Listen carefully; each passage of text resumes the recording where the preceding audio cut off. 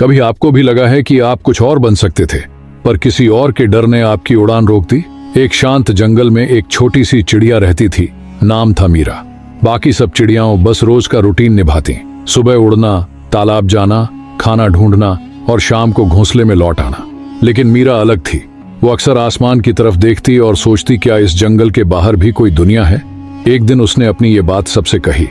बुजुर्ग चिड़िया बोली, मीरा, बाहर खतरा है, वहां शिकारी हैं, तू गई तो शायद लौट ना पाए।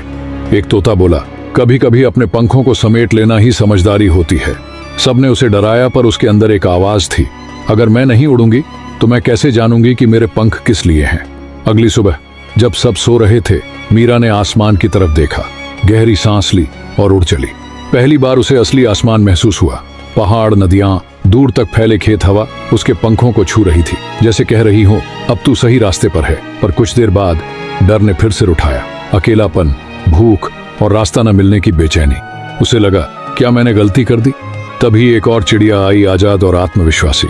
वो मुस्कुराई और बोली, हर उड़ान में डर होता है, पर अगर तू डर कर रुक जाती तो तू कभी नहीं जान पाती कि तेरे अंदर कितना हौसला है। मीरा चुप रही, पर उसके अंदर कुछ बदल गया। उसने समझ लिया, डर बाहर नहीं, अंदर होता है।